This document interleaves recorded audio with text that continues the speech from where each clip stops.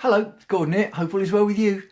And this Facebook Live I've called 3 reasons your competition shouldn't put you off. Because a lot of people are put off by competition. In fact, so much so that they never actually start, or they might think about starting or take a couple of steps and then look at the competition and think, no, I can't do it. There's too much competition. There's too many people already out there doing what I want to do. Big names, big followings, too much competition. I'm not going to be able to compete with that, so I'm not going to bother. And it's a shame, because that means that people aren't following their passion. They're not turning it into profit. They're not being able to contribute. They're not serving themselves and those around them. And it just doesn't have to be that way. So, 3 reasons your competition shouldn't put you off. Let's get to it. The first reason that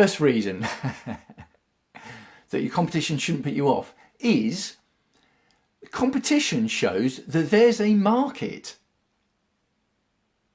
If they're a big name that have earned a lot of money and they've got a big following in your market, in the niche area of your passion, that's a good sign. That shows that there is a market. It's a viable market online. Spoken about that in other videos, the research into the viability of market. You want competition. If there isn't any competition, there probably isn't a market. The demand probably isn't there, because you might be the first person to ever try in that market, which is the reason there's no competition. You might be. That's possible. Is it probable? No. In today's day and age, it probably isn't the case that no one else has tried it, so that's why there's no competition. The reason there's no competition is because people have tried it and there isn't a market. So no competition equals bad. Lots of competition equals good. And if you're talking about big, massive names in your field, the bigger the better, because that shows the bigger the better the market is. Does that make sense? It's an important point. And it's one I come to a lot when people say, oh, I'm worried about the competition. I can't compete with the competition. The second reason you shouldn't let your competition put you off is they all had to start somewhere.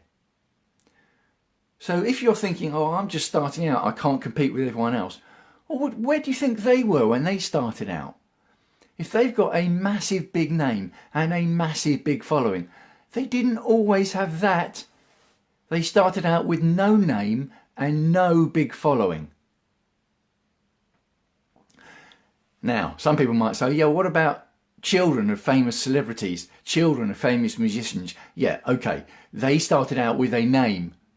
By definition, they started out with a name, the same name as their parent, but that didn't necessarily guarantee their way to success. There are lots of children of famous musicians, by the way, who tried to break into music and haven't made it. So that's not a guarantee, and that is a tiny, tiny minority example. So it's not a sound example to justify the reason. All your competition started where you started.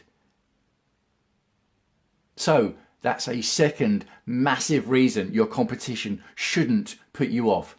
The third reason why your competition shouldn't put you off is that if you're being put off by a massive name in the field of your passion, or several names, they've all got massive followings, they're all making massive amounts of money, which, as I've said, is good because it shows there's a market.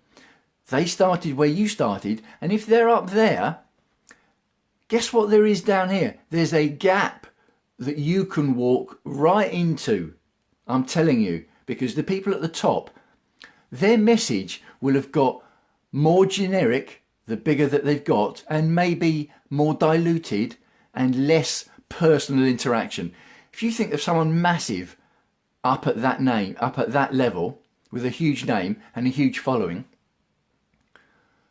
good luck trying to get in touch with them personally. Good luck trying to get personal, interactive coaching with them. And even if you can, how much do you think that's going to cost? So, to serve the market, which is what you're ultimately going to be doing, and if they're up there at that kind of price point with a generic, diluted message, you can come down here with a more specific, more interactive, more engaged offering at a lower price point. Can you see? Now, I'm not saying underprice yourself. Important. I'm not saying underprice yourself. That's not how you compete with your competition, by underpricing yourself. But it does give you an opportunity to gap into. So if you're using lower pricing to start off with, that's a gap you can walk into, and that's different from underpricing yourself. Do you see the difference? It's a deliberate, strategic ploy as for you as a starter to compete with your competition and to offer something the big names can't. It's not underpricing or undervaluing what you're doing, okay? So there you go. There are more reasons why you shouldn't fear your competition, but I like to keep these videos... Oh, this one's a nice short one. Good. Yeah, because some of my videos I waffle on, don't I, for half an hour if I'm doing screen sharing or developing a point. 3 reasons your competition shouldn't put you off. Number 1, competition is a good thing. It shows that there's a viable market.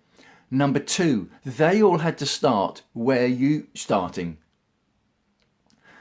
And number 3, the fact that they might be massive names with a massive following at a high level leaves a gap lower down that you can walk right into as you're starting out.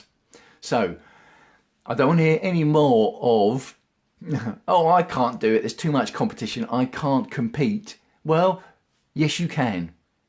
And also, you see, there's more reasons. These big names, I will cover this sort of 3A or a 4th reason. These big names with massive followings, making huge amounts of money, here's what they're not. They're not you, are they? I'm just going to throw that in because I'll cover that in another video. But however big they are and however successful they are, great, good for them, by the way. You don't want to pull them down. But they're not you, are they? And we're talking about your passion, your experiences, your stories, your skills, your lessons. You, not them. We're not talking about them. We're talking about you and your passions.